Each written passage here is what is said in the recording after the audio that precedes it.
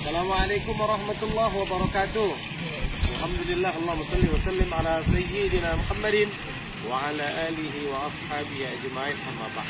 Alhamdulillah, Nah Muhammad Sya'ban Siregar, pimpinan Pondok Pesantren Mahabbatur Rasul sallallahu alaihi wasallam, Kota Pematang Siantar, juga bareng dengan sahabat ana Al-Ustaz Syekh Al-Mukarram Syuhada, pimpinan Pondok Pesantren Ikhlas. Dan hari ini yang jadi sorotan buat kita semua sesuatu yang luar biasa. Apa yang luar biasa? Ada satu pondok pesantren namanya Ruhul A'zam di satu kabupaten Gayulus, Nangro Aceh Darussalam. Ya. Pondok pesantren ini kita lihat megah lah untuk ukuran Gayulus. Karena lihat sangat megah. 3 tingkat gedung asrama, dan santri lebih kurang 600 laki maupun perempuan, dan lahan lebih kurang 3 hektar, insyaallah ditambah oleh Allah Ta'ala. Amin. Allah sempurnakan segala hajat beliau. Amin.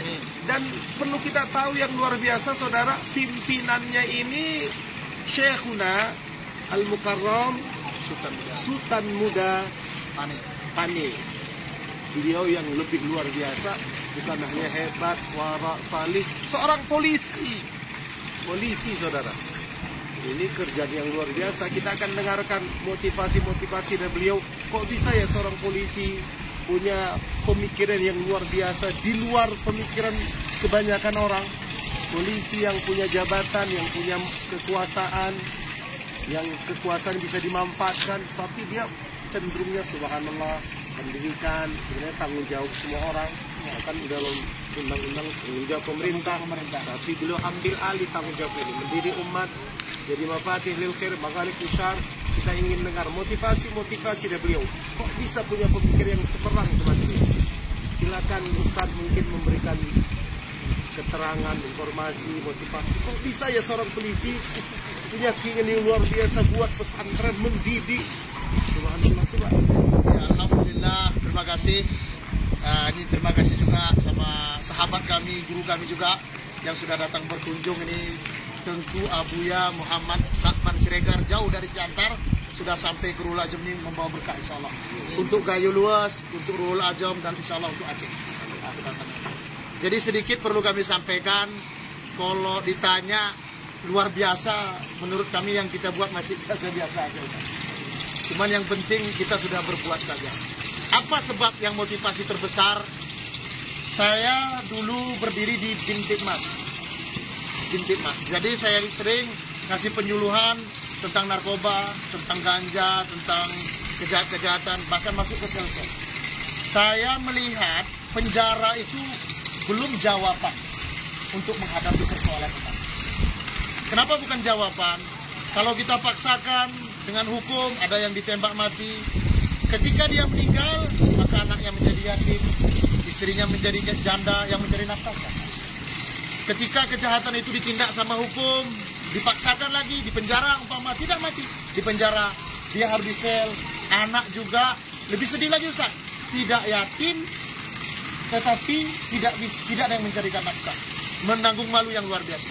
Dari motivasi itu, saya berpikir apa solusi terbaik untuk persoalan umat saat ini. Jadi kita mulai waktu itu membuat pengajian kecil-kecilan, pengajian Al-Quran, tahfiz Quran, diiringi dengan ilmu-ilmu lainnya, ilmu kita. Saya lihat perkembangannya bagus. Gimana bagusnya? Kalau di sini saya lihat kalau anaknya sudah masuk pesantren, ayahnya, ibunya ngikut. Yang dulunya mungkin minum-minum, berhenti minum. Yang dulu berjudi, berhenti. Yang dulunya nggak sholat, sekarang sudah sholat karena malu sama anak-anaknya. Jadi saya rasa yang harus kita buat, pertama diisi dari umat ini adalah pendidikan. Motivasi pendidikan itulah yang membuat kami, kalau dibilang bagaimana kok polisi bisa ngambil alih pendidikan gitu kan, sebenarnya nggak ambil alih. Semuanya kita buat secara struktural, manajemen, sehingga kerjaan kita di kantor tetap kita jalankan. Hanya saya punya moto, Ustaz, manfaatkan waktu kosong untuk melakukan. Waktu istirahat, ya kalau orang istirahat mungkin Sabtu Minggu istirahat, saya istirahatnya lihat wajah anak-anak, mengurus anak-anak, mungkin ngurus gedung dan lainnya, itu istirahat bagi saya. Mungkin orang berpikir istirahat malam tidur, kalau saya istirahat saya bukan tidur kan. Ngawasi anak-anak, ngajar. Jadi sampai hari ini juga saya masih ngajar sama anak-anak. Masuk sama anak kelas 5, kelas 6, ngajar kitab, adab, tasawuf. Kira-kira kalau kitab apa itu Ustaz? Yang diajarkan, yang kita ajarkan di sini Ustaz, mulai dari, kalau saya khususnya karena di bidang adab, itu kalau di kelas 6-nya Al-Hikam, yang di kelas 5-nya Muraqqil Ubudiyah, yang kelas 4-nya Ta'lim Muta'allim. Ini ulama yang bisa ngajar begini, bukan orang biasa. Pelajaran di Siantar kok sama? Jadi pelajaran-pelajaran itu saya isi Ustaz, karena begini Ustaz. Saya mengambil alih pelajaran adab di pesantren ini karena akhlak itu sepertinya nggak bisa aja sekedar didapat. Memang akhlak itu lahir dari ilmu, akhlak itu lahir dari ibadah. Tetapi ketika tidak diajarkan, orang merasa ini nggak masih aneh dengan adab-adab itu, merasa keterlaluan. Contoh kita contohkan aja Ustaz, adab murid terhadap guru. Kalau kita lihat dalam kitab Ta'lim Muta'allim itu kan nggak bisa dipisahkan itu antara ilmu dengan guru. Adab murid terhadap ilmunya, adab murid terhadap guru yang mengajarkan ilmu. Saat ini banyak orang ingin ilmu tauhid, ahli tauhid, tapi tidak peduli dengan guru tauhid. Banyak orang seperti itu. Orang kepingin pandai sholat, tapi tidak peduli dengan guru yang mengajarkan sholatnya. Orang kepingin jadi hafiz Quran, tapi tidak peduli dengan guru hafiznya. Bahkan udah hafiz 30 juz, dia ditanya gurunya siapa, mungkin agak lupa kan? Nah, jadi saya lihat ketika adab itu rusak, akhirnya dia tidak sukses. Maka saya pikir adab ini sangat penting. Kita lihat lagi terhadap orang tua. Orang banyak mengeraskan suara di hadapan orang tuanya, berani mengatakan mungkin mereka juga tidak pernah tahu. Sehingga saya ngambil alih pelajaran adab. Saya sering katakan, kalian anak laki-laki, jadilah seperti Nabi Ibrahim yang mengajarkan ketauhidan kepada Ismail. Jadilah seperti Yakub yang menurunkan tauhid dari lidah ayahnya kepada anak-anaknya. Jadilah seperti Luqmanul Hakim yang menurunkan pengajaran dari ayah kepada anak. Itu kan. Sekarang ini orang ngarep pesantren. Kita ajar pesantren berkali-kali, pulang ke rumahan, orang keluarganya suka-suka hati, terakhirnya nggak berhasil, nggak relevan ya. Jadi kita harus bangun dari anak-anak.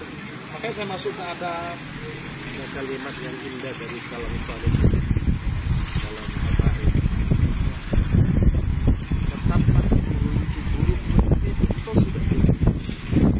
Tetaplah orang tua meskipun kau sudah jadi orang tua. Masya Allah, ini yang diajarkan beliau nih, subhanallah. Jadi polisi, ayo yang lain ikut juang sama seperti polisi dulu. Kemudian sejarah awal pendirian pondok pesantren ini saya mulai 2008. Itu pondok pesantren setengah. Jadi saya tadi agak ini kita meresmikan Ustaz Syahadain. Kenapa? Dia awal bangun gedungnya mewah-mewah. Tanda cerita. Iya. Agak iri saya sikit sebetulnya. Kali seperti Mitra. Bukan Saika. Mitra. Ini luar biasa. Saya bilang kalau pesantren kita ini dulu yang pertama sekali. Dulu terbuat dari ijuk, sekarang ijuknya di dalam.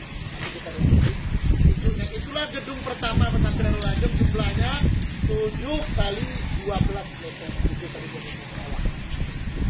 Setelah itu yang datang belajar itu polisi ngaji. Yang pertama sekali ngaji ini jumlah murid saya 12 orang polisi dan istri. Polisinya dan istri. Nah, jadi saya berpikir, saya ajak kawan-kawan untuk ngaji. Saya bilang yang menyelamatkan umat ini lain ilmu. Sehebat apapun kita punya pangkat tinggi, pangkat hebat, tidak ada juga kalau nggak ada ilmu. Ilmu yang memotivasi ibadah. Sehingga semua kawan-kawan bangun ini. Setelah kami bangun, kawan-kawan polisi kan sini 2 kali seminggu tidur di sini orang dulu belajar. Malam Selasa, malam Jumat. Dibangunlah gedung yang tempat kita masuk awal dari sana. Itu dulu dengan gotong royong. Nah, kayu hutannya kita ambil dari Pungke gotong royong. Disitulah motivasi itu bertambah kencang. Karena saat gotong royong itu ada jamaah kita yang meninggal dunia. 1 orang. Jadi situ jadi motivasi bagi saya harus berbuat lebih supaya menjadi amalan bagi Allah. Itu lagi ngehanyutin kayu. saya. Dia bilang dia orang taubat kepada Allah. Dia bilang sama saya, Tengku, malam ini saya tidur di kaki. Dia minta tidur di telapak kaki saya. Jadi saya bilang jangan. Ngapain tidur di telapak kaki? Bantal juga ada. Kata dia, ini malam terakhir saya sama Tengku. Kata dia. Saya kira entah apa, besoknya kami nuruni kayu. Ya kuasa Allah semuanya. Mungkin Allah pilih dia menjadi syahid di jalannya untuk memperjuangkan agama Allah. Jadi pagi itu saat waktu nyebrangkan kayu, dia kepingin nyebrang dahulu sebelum kayunya diseberangkan. Dalam proses penyeberang karena air besar dia hanyut. Jadi saya waktu itu berdoa sama Allah. Kawan-kawan saya cukup tertekan ketika itu kan, karena bayangkan saat hanyut. Enggak, bukan polisi Ustaz, masyarakat biasa, dan dia tobat di sini. Jadi ketika itu banyak tekanan lah, keluarga, kawan-kawan, sahabat, bukan menekan dalam artian benci mungkin. Yang mungkin ya, kalau kau nggak ajak dia, mungkin dia tidak meninggal gitu kira-kira. Jadi saya angkat tangan saya di suatu tempat, saya bilang, ya Allah, kalau memang jamaah ini syahid, ya Allah kalau dia syahid, tolong besok jangan bengkak perutnya. Karena kalau hanyut kan mungkin tidak bengkak. Saya umumkan sama kawan-kawan semuanya, dia syahid. Jika dia syahid besok, perutnya tidak bengkak. Waktu itu kawan-kawan saya sudah takut, Zat. Karena itu kan motivasi konyol lah. Orang hanyut nggak bengkak perut kan nggak mungkin. Buat statement. Karena saya yakin dengan pertolongan Allah. Yakin kali saya dia itu syahid. Ketika itu dijumpa pas di tempat saya doakan, Zat. Alhamdulillah di situ rupanya perutnya tidak bengkak. Dan ikut kami mandikan di pesantren ini. Dan semua barang yang dia ambil, nah sekarang udah kita jadikan gedung. Waktu baru-baru ini pernah ada rencana untuk renovasi, saya tidak kasih. Karena saya bilang masih memungkinkan untuk digunakan. Tapi kalau udah nggak memungkinkan, tidak apa-apa. Itu tetap menjadi amalan bagi beliau. Nama beliau itu Jailani, tetap saya ingat. Atau Aman Sepang kalau gitu. Dari situlah saya berangkat memondokkan anak tahfiz Quran di sini. Kemudian saya kembangkan menjadi sekolah. Dan waktu itu saat di awal buat sekolah, buat hafiz, guru ngajinya itu saat kawan-kawan itu saya gaji pakai beras, bukan uang. Saya antar beras sama cabai sama bawang sama mereka. Dan uangnya itu saat saya ambil dari iuran kawan-kawan yang dari kantor polisi, dari Kemenak. Ada kawan-kawan juga yang mau nyumbang, ada yang 10.000. Jadi saya itu setiap awal bulan keliling minta duit yang 10.000 dari orang-orang. Ya begitulah. Sampai ini keluar izin operasionalnya, sampai sekarang udah bayar anak-anak, bayar uang makan, bayar uang sekolah. 600.000 sebulan sekarang, uang makan sama uang sekolah. Setelah bayar ini stop semua dan diarahkan kepada pembangunan.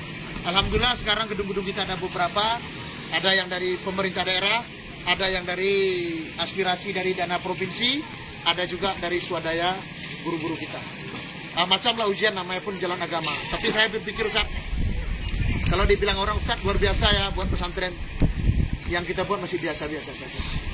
Cuman Ustaz, siapapun kawan-kawan mungkin di luar yang punya harta, yang punya tanah, yang punya jabatan, gunakan harta kalian untuk membela agama Allah.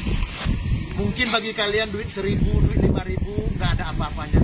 Tapi ketika itu kita satukan untuk membantu agama Allah, itu luar biasa. Banyak orang punya ilmu tapi tidak punya kesempatan karena tidak punya harta. Ada orang punya harta tapi tidak punya kesempatan juga untuk belajar karena tidak punya kemauan. Jadi kita harus gabungkan.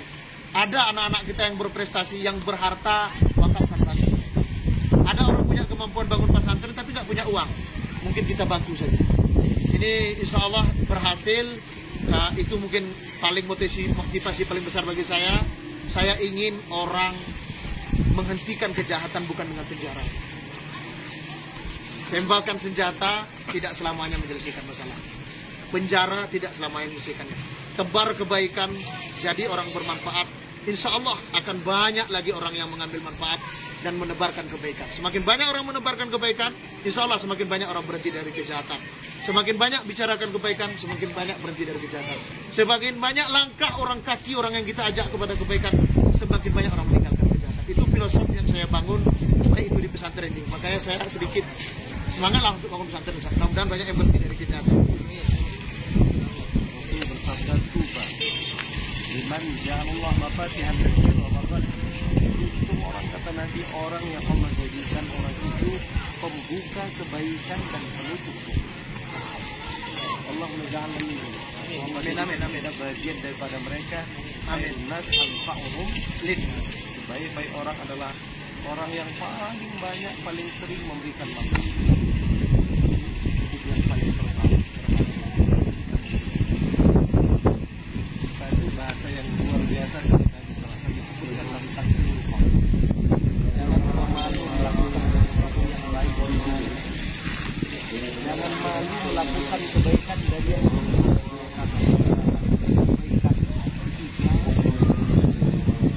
orang melakukan sedikit seperti aku bilang tadi, bantu 10.000, 5.000 sekali kita bantu. Dia tidak sadar tak membantu jauh lebih sedikit betul. Jadi silakan dibantu para pejuang-pejuang kita,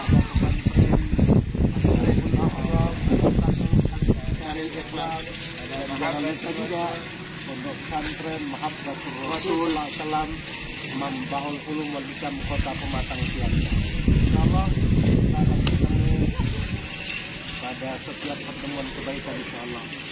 Di dunia ditemukan pekerjaan di akhirat bersama. Amin, amin. Kita berharap Tuhan bersama makhluk yang baik dan kita Muhammad sallallahu alaihi wasallam. Iya, saya selalu katakan, Ustaz, wahai anak-anakku, saya berkepingin sekali kalau saya mati disolatkan oleh orang soleh.